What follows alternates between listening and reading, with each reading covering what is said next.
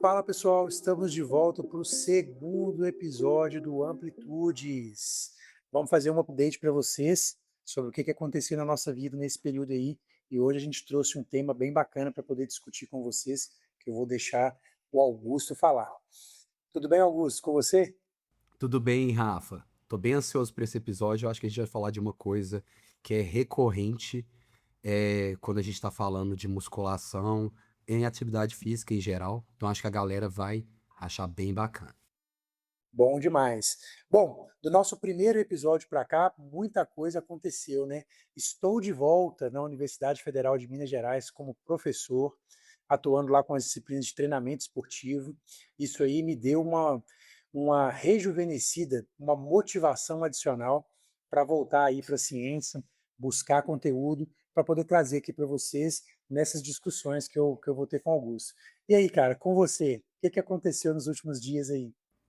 Eu tinha falado com você previamente sobre uma vontade de competir, né, no fisiculturismo, só que eu acabei percebendo que não era uma prioridade pra mim, sabe? Porque eu comecei a colocar coisas como prioridade em cima essa outra demanda e acabou que eu desisti. Eu ia competir dia 11 de julho, mas desisti, dei um pause assim, até dei um pause na perda de gordura assim. Não porque estava me afetando psicologicamente ou fisicamente, porque eu estava conseguindo ter treinos intensos e tudo mais, não estava caindo a performance, mas eu vi que nesse momento eu não estava muito afim mesmo de competir. Entendeu? Também é muito Legal, cara. dinheiro para não ganhar muito retorno, então achei que É, agora não é o momento.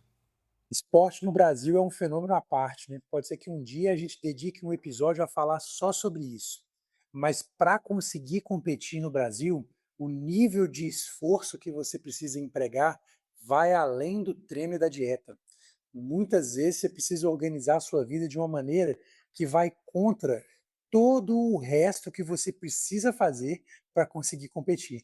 Quando a gente coloca isso aí na balança, cara, nem sempre a vontade de competir ganha, né? Imagino que deva ter sido seu caso aí. Sim, eu achei propício o momento porque eu não tô me relacionando com ninguém, e eu acho que isso é uma coisa que acaba impedindo as pessoas de competir, mas mesmo assim não consegui colocar essa questão como o meu objetivo principal nesse momento. Acho que eu tô tendo muito trabalho e também tô criando muitas ideias na minha cabeça de projetos novos que eu quero colocar em prática, então acabei deixando de lado. Mas assim, pretendo competir na WLBF em novembro, se eu não me engano. Acho que é novembro em São Paulo. Legal, Mas cara. é isso. De Te novidade falei é só isso aí isso. em off, mas as nossas conversas estão me fazendo começar a ter ideias do tipo: será que isso é para mim? Vou pensar aí no futuro, hein? De repente a gente vai fazer uma collab competitiva aí no bodybuilding natural. Já imaginou? Eu nunca imaginei, tá? Mas pode ser que eu passe a imaginar isso aí em breve. Mas, Augusto, muito legal, cara, saber dessa mudança aí, né, de perspectiva. Acredito que essas outras prioridades aí que você está falando, elas realmente façam mais sentido para você agora. E aí, nesse sentido, cara, relembrando para quem está ouvindo a ideia desse podcast aqui é de forma bem descontraída, a gente bater um papo sobre diversos assuntos que são relacionados à nossa prática, principalmente a prática dentro de academias, espaços onde a atividade física é sistematizada.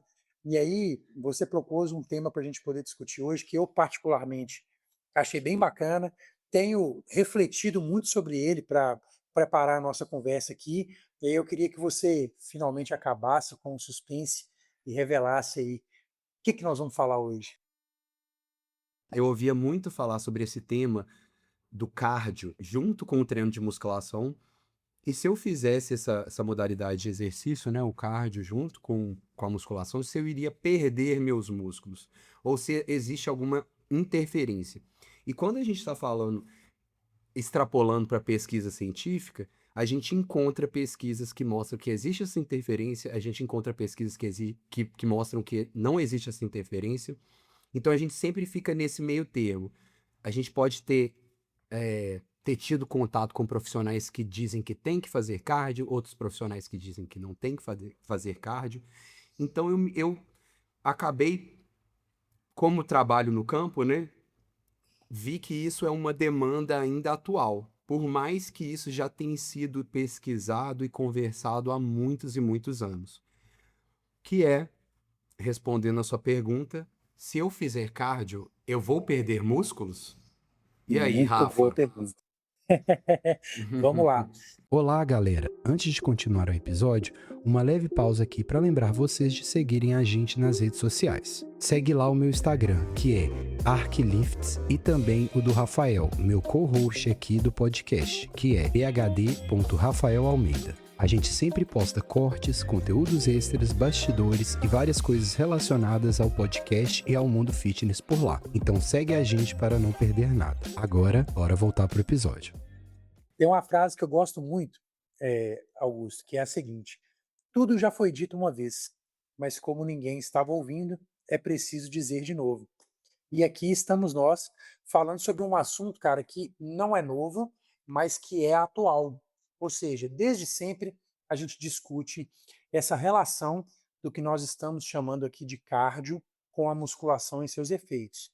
Mas antes de mais nada, eu quero começar a discussão aqui esclarecendo com você termos. Por quê?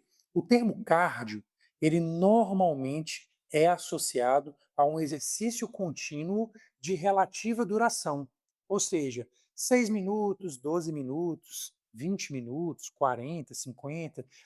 O nome cardio é dado a esse exercício, muito provavelmente pela demanda cardiovascular presente na maioria dessas práticas, seja uma caminhada, um pedal, uma escada, um remo ou qualquer outra coisa. Bom, a capacidade que teoricamente descreve esse tipo de exercício é o que a gente chama de endurance, ou em português, resistência. A resistência é uma manifestação que descreve a capacidade de sustentar o desempenho num determinado exercício, de atenuar a queda desse desempenho quando ela for inevitável, ou de garantir melhor recuperação em períodos de pausa entre atividades. Por exemplo, numa luta de MMA, o atleta fica 5 minutos em atividade e 1 minuto descansando, normalmente em 3 rounds. 5, se for disputa de cinturão. Então, é mais resistente não só aquele atleta que dura mais durante a luta, mas também aquele atleta que recupera mais nesse 1 minuto que ele tem disponível entre rounds. Então, a resistência se manifesta dessa forma, ou a capacidade de endurance. Essa capacidade, Augusto, ela é influenciada por diversos fatores. Vou falar alguns aqui. O primeiro deles e mais conhecido é a capacidade cardiovascular, também conhecido como VO2 máximo, ou seja, máxima capacidade de consumo de oxigênio durante o exercício. O VO2 máximo ele é até pouco treinável, né, do ponto de vista da adaptação ao exercício, mas não é a única variável que determina o desempenho de endurance. A gente tem a tolerância ao lactato, as concentrações de lactato, a gente tem a eficiência mecânica, ou seja, a eficiência de movimento que vai sendo modulada através da técnica, em que você para de dissipar energia na forma de calor e começa a converter essa energia em movimento. Você tem capacidade vascular, ou seja, aumento da perfusão dos tecidos que são utilizados, e diversas outras enzimas que, através do exercício, são otimizadas para melhorar o fornecimento de energia, que é um dos fatores que determina o desempenho. Então, essa é a finalidade do exercício de endurance. Bom, onde que está o gap aí? As pessoas associam normalmente o exercício de endurance ao alto consumo energético. Então, antes de mais nada, uma vez esclarecido o que é cardio, né, o que nós estamos chamando de cardio, eu quero te fazer a seguinte pergunta. Antes de perguntar se cardio é bom ou ruim para quem está querendo aumentar os músculos, eu quero perguntar para você que está na prática lá da musculação, está envolvido com o bodybuilding, para que fazer cardio? Por que essas pessoas estão fazendo cardio? Essa é a pergunta.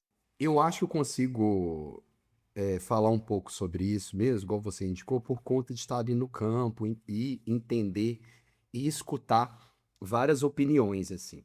Tem algumas pessoas que fazem cardio para aumentar o déficit calórico em um momento de perda de peso. Tem pessoas que querem fazer também para melhorar essa saúde cardiovascular. E tem aquelas pessoas que que estão no meio, que não sabem, sabem só que é bom para a saúde, mas não sabem por que elas querem fazer. Mas sempre estão fazendo. O que, assim, de certa forma é bom. Mas eu acho que esses dois polos, né? Uma pessoa que quer perder gordura, que usa do cardio, e outra pessoa que quer melhorar sua saúde cardiovascular, elas sempre ficam em polos opostos. Elas sempre acham que é para um ou para outro, que não pode coexistir. E o que eu acho que a gente vai abordar aqui é essa questão do treino concorrente, correto? Isso. Eu acho muito Então, interessante, cara. Pode continuar, vai lá. não, pode falar. Eu acho muito interessante porque, sim, o que a gente vai discutir aqui é o que a gente está chamando de treinamento concorrente, mas perceba que os principais motivos relatados para se fazer cardio são motivos secundários. Ou seja, essas pessoas elas não estão ali para melhorar a resistência delas, que é a principal adaptação decorrente desse exercício. Elas estão buscando consumo energético, principalmente. Assim como a pessoa que está treinando força na musculação, ela está buscando um efeito secundário, que é a hipertrofia. Uhum. Então, as pessoas não sabem nem por que elas estão fazendo esse exercício. E do meu ponto de vista, é uma conta que ela pode sair cara quando você faz exercício de resistência visando o consumo energético. E eu explico por quê. Se você fizer 1 hora de corrida na esteira a cerca de 80% da sua capacidade máxima, o que é bem difícil sustentar 1 hora contínua de exercício a 80%, você vai ter um consumo energético aí que ele vai variar entre 350 e 450 quilocalorias, dependendo da sua massa. Isso aí é talvez um pouco mais do que um pão com manteiga e um café com leite. Ou seja, se você deixar de comer esse pão com manteiga e esse café com leite, você vai ter um déficit energético proporcional a 1 hora de exercício extenuante, o que, na maioria das vezes, é algo difícil de ser feito.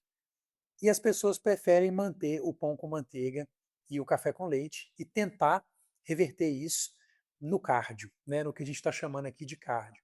E não vai ser possível, porque essas pessoas não só não vão conseguir fazer 1 hora de exercício a 80%, como na maioria das vezes o que elas fazem lá, 20 minutos, 12 minutos, é feito numa intensidade, num grau de esforço tão baixo que o consumo energético ele pode não ser significativo ao ponto de representar qualquer auxílio para o déficit energético.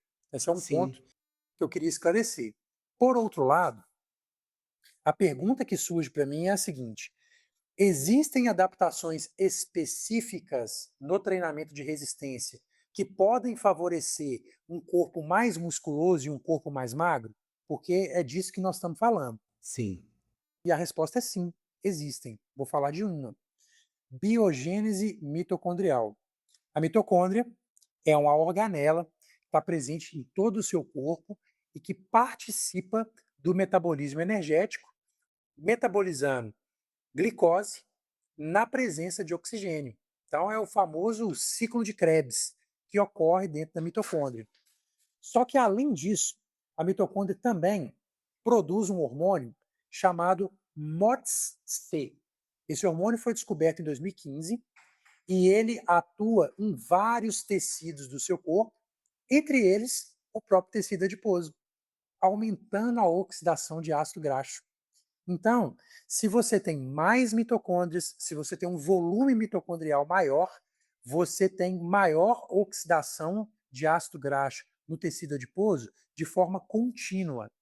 Então, quando você observa uma pessoa que tem bastante experiência acumulada em exercícios de resistência, você faz uma biópsia dessa pessoa, você vai ver que a massa mitocondrial dela é muito alta.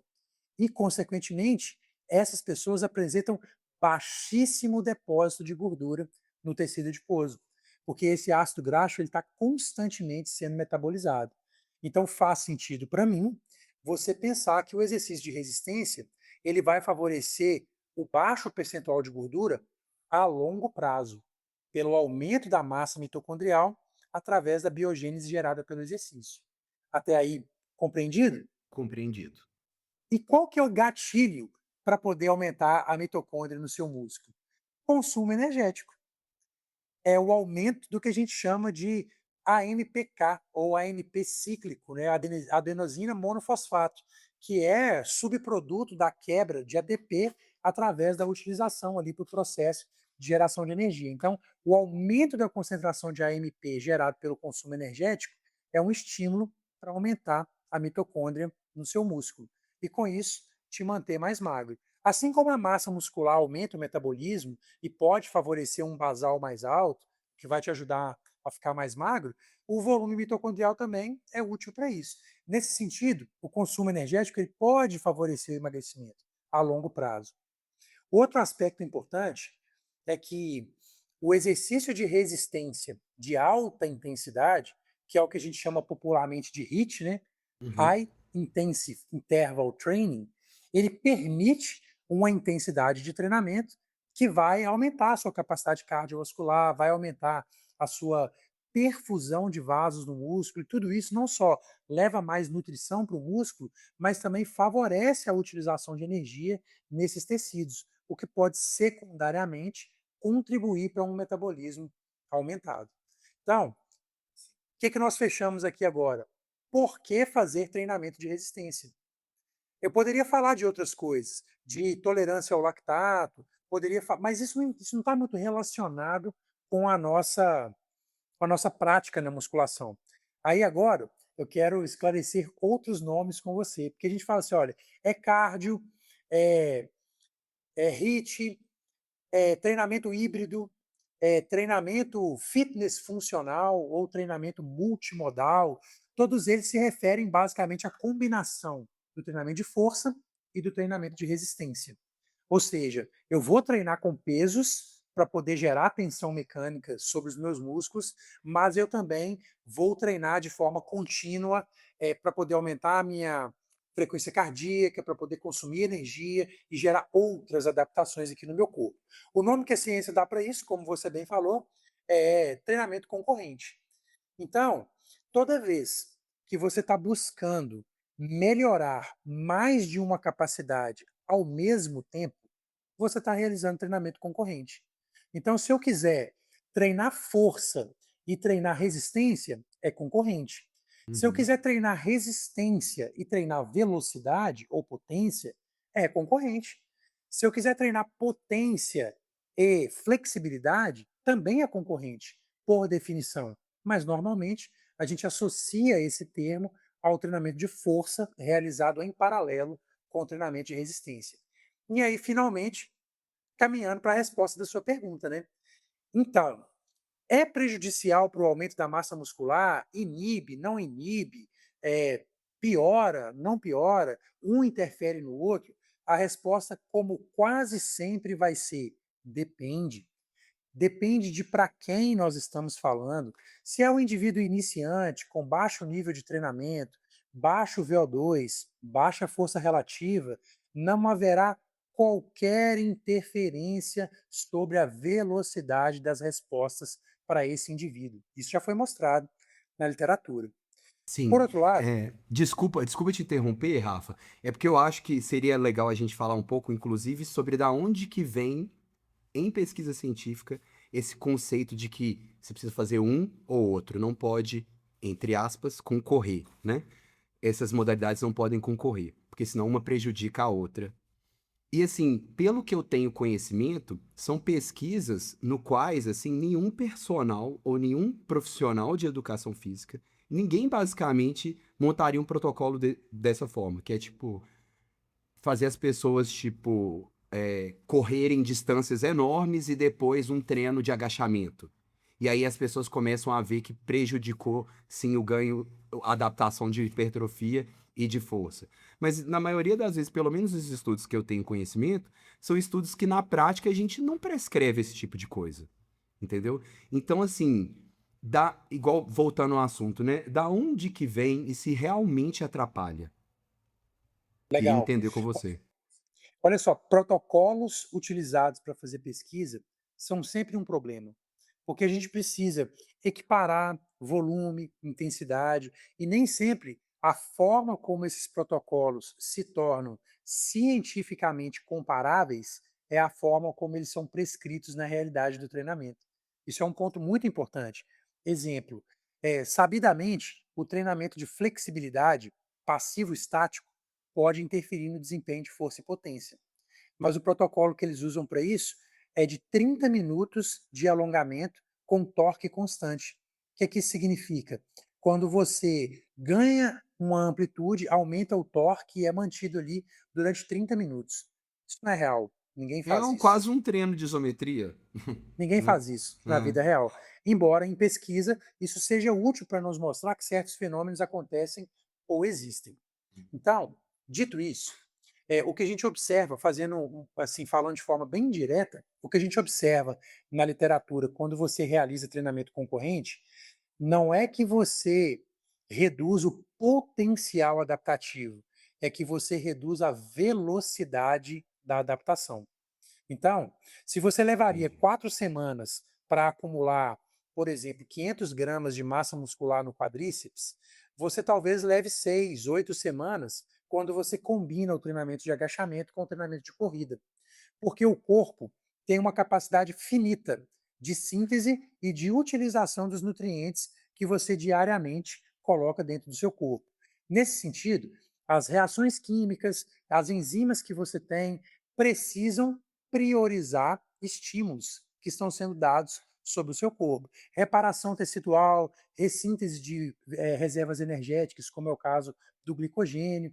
E isso aí reduz a velocidade com que você alcança certas respostas. Não porque o potencial não está lá, porque o estímulo não foi dado, mas porque você não tem capacidade de metabolizar tudo isso aí simultaneamente, como você teria se fosse feito de forma individual.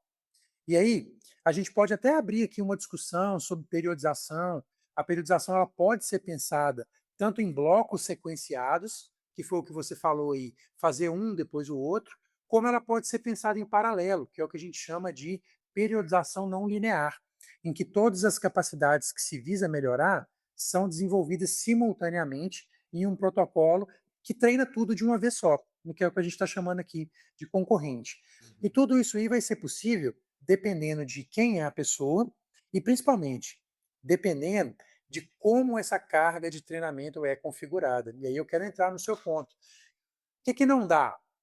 Não dá para você fazer um programa de treinamento que ele consiste de 12 séries máximas para membros inferiores, com, por exemplo, 6 repetições máximas com 0 repetições na reserva, seguido de um protocolo de corrida contínuo de 12, 16 quilômetros.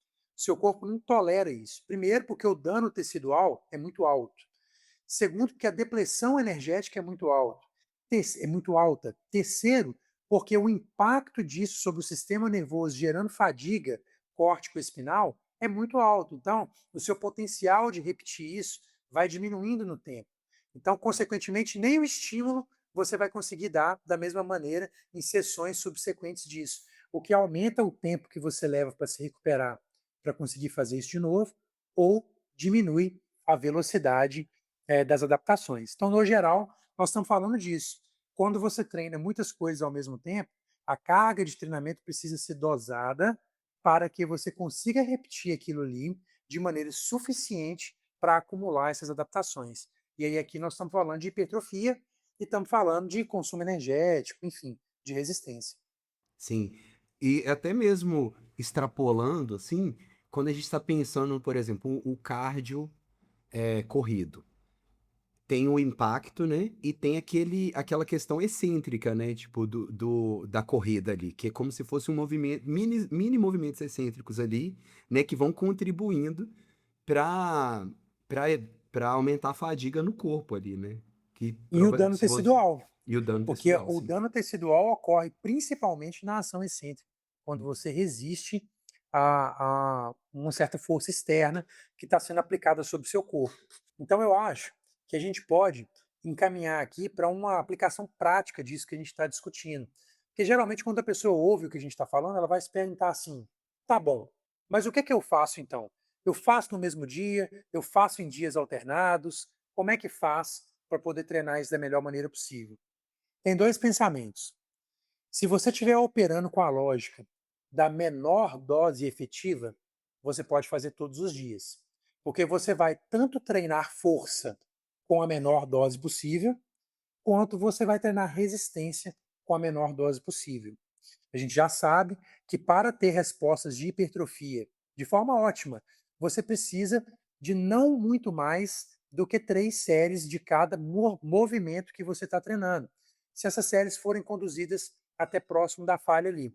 Então, supondo que você está deixando 1 ou 2 repetições na reserva, que você está fazendo movimentos multiarticulares, como é o caso do agachamento, levantamento de terra, lunges, step-ups e etc., você não vai precisar muito mais do que 12 séries aí por dia, combinando exercícios para poder chegar onde você quer chegar. Sendo que essa distribuição de 12 séries aí, ela parece ser efetiva até ao longo da semana. Então, variando aí de 12 a 24 séries, dependendo de qual que é a sua frequência de treinamento. Se você pretende treinar pouco tempo de resistência e ainda assim obter alguma resposta, a melhor indicação é o treinamento intervalado, porque ele se mostra tão eficiente quanto o treinamento contínuo com menor tempo investido. Então, se você faz um treinamento intervalado de alta intensidade de 12 minutos, por exemplo, 6 tiros na esteira de 1 minuto com 1 minuto de intervalo, você vai obter respostas muito parecidas com 30 minutos na esteira fazendo uma corrida moderada ou uma caminhada. Então, ponto 1, eu indicaria fazer treinamento intervalado se você for fazer no mesmo dia. Ponto 2, antes, durante ou depois? Idealmente falando, se você treina o treinamento de força antes do treinamento de resistência, é possível que haja um efeito positivo no desempenho da resistência, um efeito de potencialização pós-ativação, que é a geração de um impulso nervoso otimizado para a realização ali da sua tarefa, cada passo que você dá. Agora, o contrário nem sempre é verdade. Realizar o treinamento intervalado de alta intensidade antes do treino de força pode inibir a sua capacidade de recrutar unidades motoras e comprometer a sua capacidade de chegar em volumes ou intensidades que você chegaria não estando em fadiga. Então, esse é o primeiro ponto. Segundo, tem uma ideia que percorre a internet aí recentemente, que é a ideia de zona 2. O que é isso?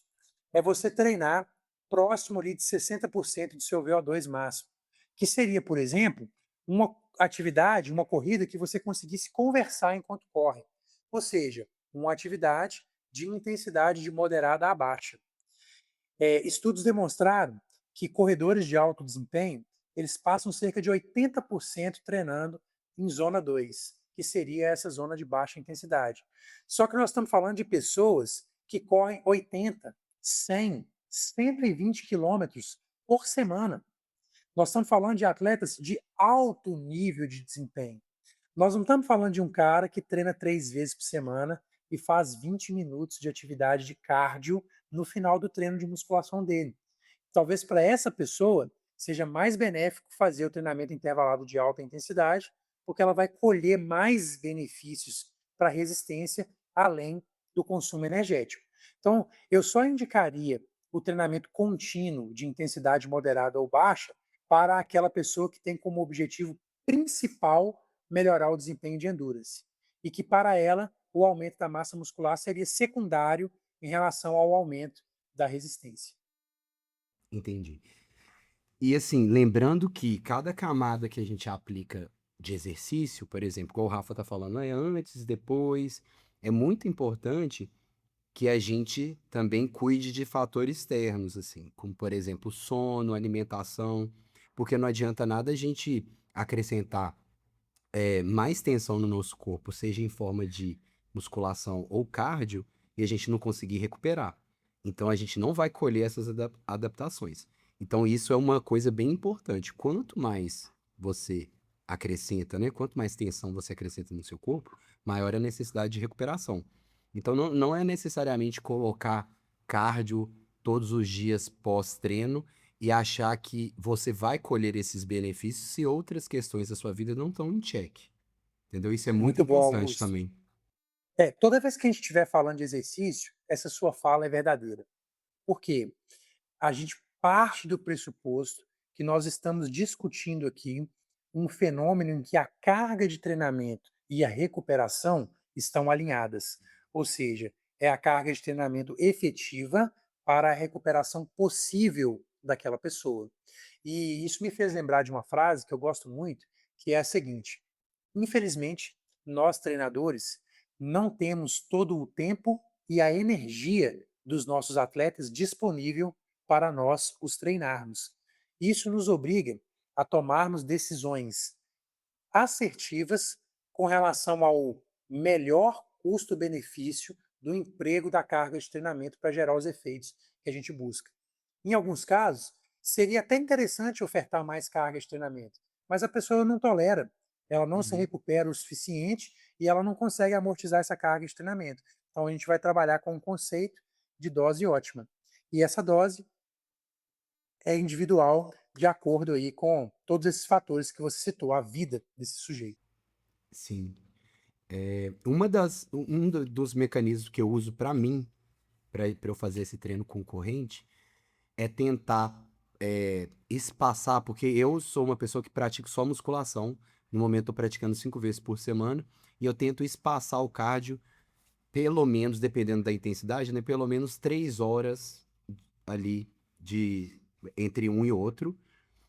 E também, como anoto os meus pesos, repetições que eu faço, né, constantemente, então isso também serve como uma métrica para entender se está muito ou está pouco. Porque a minha alimentação está em dia, meu sono está em dia, e a minha performance está em dia, e esse tanto de cardio que eu estou fazendo, eu estou conseguindo manter a minha performance na academia, isso é um bom indicativo que você está fazendo numa quantidade adequada.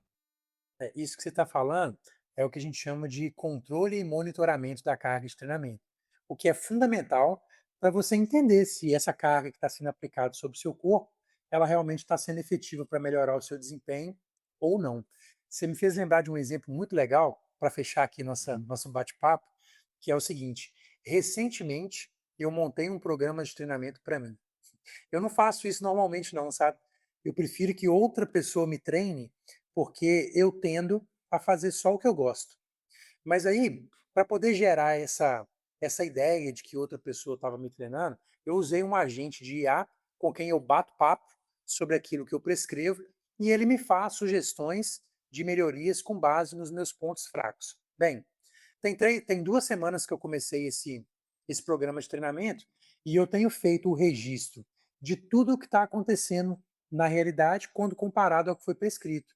Se as repetições foram cumpridas, se o peso utilizado foi aquele, a minha percepção subjetiva de esforço em cada exercício e em cada sessão. E é muito legal, porque na semana passada eu fiz um treino de jiu-jitsu na quarta-feira com um amigo meu. E na quinta, a minha percepção subjetiva de esforço subiu muito para realizar a sessão de treinamento. Nessa semana, eu não fiz o treino de jiu-jitsu ontem, que foi quarta-feira. E hoje eu fiz o treino do dia com 10% de acréscimo na carga de treinamento, com uma percepção subjetiva de esforço menor do que a que eu tive semana passada. Bem, isso significa que uma sessão de jiu-jitsu não foi suficiente para poder impactar na minha adaptação.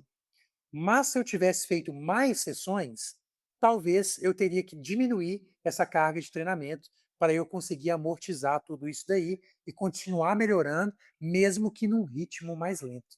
Eu acho que isso ilustra bem o que você acabou de falar e toda a conversa que nós tivemos aqui. Então, nesse cenário, se eu ou você, nós resolvemos aí, por exemplo, correr uma prova de 10 quilômetros no final do mês e começar a treinar corrida 3, 4 vezes por semana, o esperado é que a nossa percepção subjetiva de esforço aumente no nosso treino de musculação, o que vai acabar nos obrigando a reduzir essa carga de treinamento e, por consequência, a velocidade dos ganhos. Então eu acho que é isso. E lembrando, galera, velocidade dos ganhos não é perder os ganhos, é somente a velocidade. Isso aí foi um ponto que eu até não discuti muito aqui na nossa fala, mas eu acho que vale a pena pincelar, que é o seguinte: a proteína agregada no seu músculo depende muito mais do seu aporte nutricional de proteína do que da tensão mecânica que o seu corpo sofre. Então, adicionar mais exercício só vai te fazer reduzir a sua massa muscular se você estiver utilizando essa massa para poder fornecer energia para o movimento. E isso só vai acontecer se a sua dieta não estiver adequada. Então, isso mostra para você que tem um erro aí, tanto na nutrição quanto no treinamento. Via de regra, se a nutrição está adequada, é provável que você consiga conservar a sua massa muscular mesmo durante o treinamento concorrente. Sim. Essa é a sua experiência, né, Rafa? A minha, tipo assim, é o que você já viu na prática, né? E é a minha também. Eu vejo Legal. muito isso também. Augusto, então eu acho que a gente conseguiu, cara, responder essa pergunta e com isso fechar o nosso segundo episódio aqui do Amplitudes. Sim. Porque se a gente começar a falar mais, é provável que a gente vai desdobrar isso aqui em outros temas, mas eu quero manter aí essa curiosidade de quem está nos ouvindo, aguardando o próximo episódio ansiosamente para poder pegar mais um pedacinho dessa discussão que é a ciência do esporte aplicada à nossa realidade. Sim, é isso aí, Rafa. Fiquei muito feliz com a nossa conversa, acho que deu para elucidar até essa questão mais fisiológica que eu não entendia tão bem, consegui entender melhor agora. E, galera, eu vou deixar os links dos estudos que eu citei aqui embaixo, tá bom? Na descrição do vídeo no YouTube. E eu acho que é isso. Nos encontramos na próxima semana. Um abraço para vocês. Um abraço, Rafa. Falou. Valeu, Augusto. Até a próxima, pessoal. Vamos nessa.